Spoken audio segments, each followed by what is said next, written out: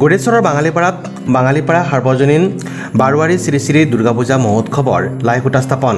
তামুলপুৰ জিলাৰ গড়েশ্বৰ ৰাজচক্ৰৰ অন্তৰ্গত গড়েশ্বৰৰ বাঙালীপাৰাত আজি 29 আগষ্টত 58 সংখ্যক বাঙালীপাৰা সাৰ্বজনীন শ্ৰী শ্ৰী বাৰোৱাৰী দুৰ্গা পূজা মহোৎসৱৰ লাইখুঁটা স্থাপন কৰা হয়। পৰম্পৰাগত ৰীতি নীতি অনুসৰি পূজাৰীৰ মন্ত্ৰ উচ্চাৰণেৰে লাইখুঁটাৰ শুভ উদ্বোধন কৰে ভোলাজাৰ হাইস্কুলৰ প্ৰধান শিক্ষক ৰমেন বড়োই। অইনবেলিৰ দৰে এইবেলি কিছু ব্যতিক্ৰমী ৰূপত 58 সংখ্যক বাঙালীপাৰা সাৰ্বজনীন বাৰোৱাৰী শ্ৰী শ্ৰী দুৰ্গা পূজা মহোৎসৱৰ ব্যাপক প্ৰস্তুতি চলাইছে উদ্যোক্তাসকলে। ইতিমধ্যে বাবুল কলিতাক কাৰ্যকৰী সভাপতি, হৰমোহন বৰুৱাক উপসভাপতি, মুনীন্দ্ৰ কাকতিক সভাপতি আৰু পৰশু নিৰলাক সম্পাদক হিচাপে লৈ বাঙালীপাৰা সাৰ্বজনীন বাৰোৱাৰী শ্ৰী শ্ৰী দুৰ্গা পূজা মহোৎসৱৰ 51জনীয়া শক্তিশালী উদযাপন সমিতিখন গঠন কৰা হয় বুলি উদ্যোক্তাসকলে জানিবলৈ দিছে।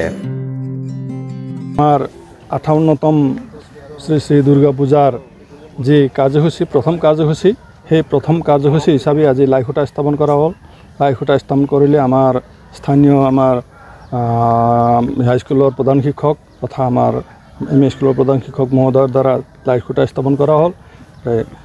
আমাৰ যি দুৰ্গা পূজা মহোৎসৱটি, এই মহোৎসৱটিক তেখেতসকলে শুভাকাংক্ষা দিছে, লগতে ভালদৰে পৰিচালিত হওক, সকলো ৰাইজৰে সহায় সহযোগিতা তথা শান্তি সম্প্ৰীতি বজাই থাকক, এই কামনা কৰিয়েই আজিৰ পৰা আমি আমাৰ কাৰ্যসূচীটো হাতত ল'লোঁ। ধন্যবাদ বুলিয়ে ক'ম। এই কাৰ্যসূচী আমাৰ লাইখুঁটা স্থাপন কৰা আছিল।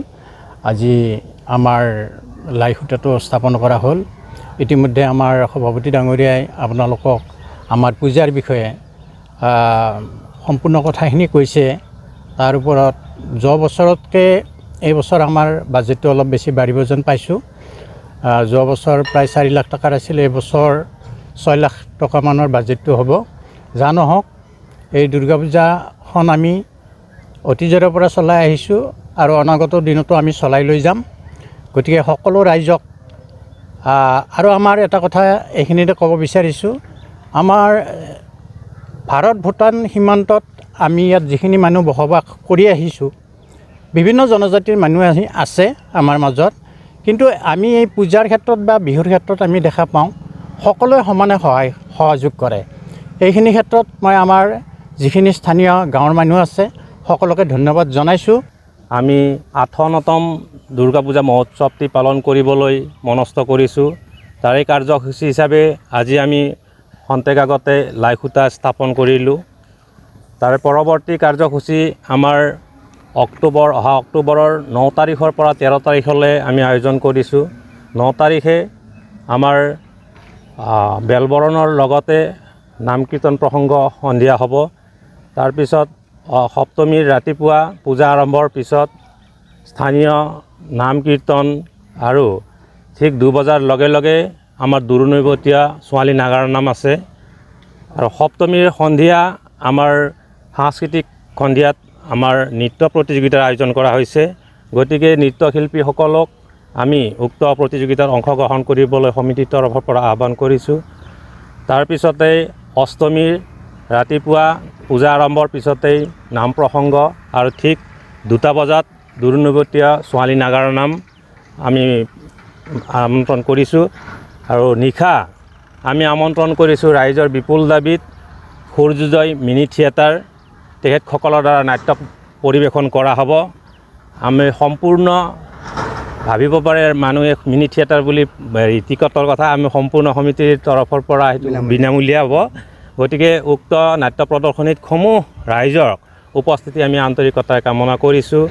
ঠিক তেনেকৈ নৱমীৰ ৰাতিপুৱা পূজা আৰম্ভৰ পিছতেই আমাৰ স্থানীয় নাম প্ৰসংগ আৰম্ভ হ'ব।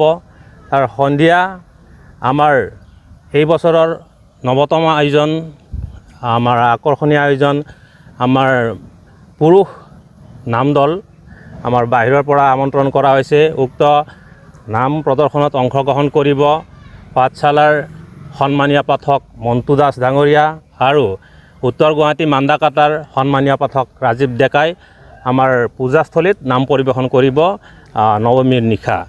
ঠিক তেনেকৈ নৱমীৰ নিশাৰ পিছতে দশমীৰ ৰাতিপুৱা পূজা সমাপ্তি, পূজা আৰম্ভ, তাৰপিছতে আতচবাজি প্ৰদৰ্শন, তাৰপিছতে প্ৰতিমা বিসৰ্জন কাৰ্যসূচী আমি ৰূপায়ণ কৰিম।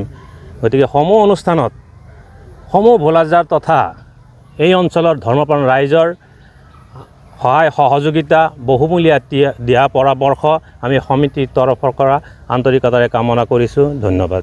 Desk report news express Assam.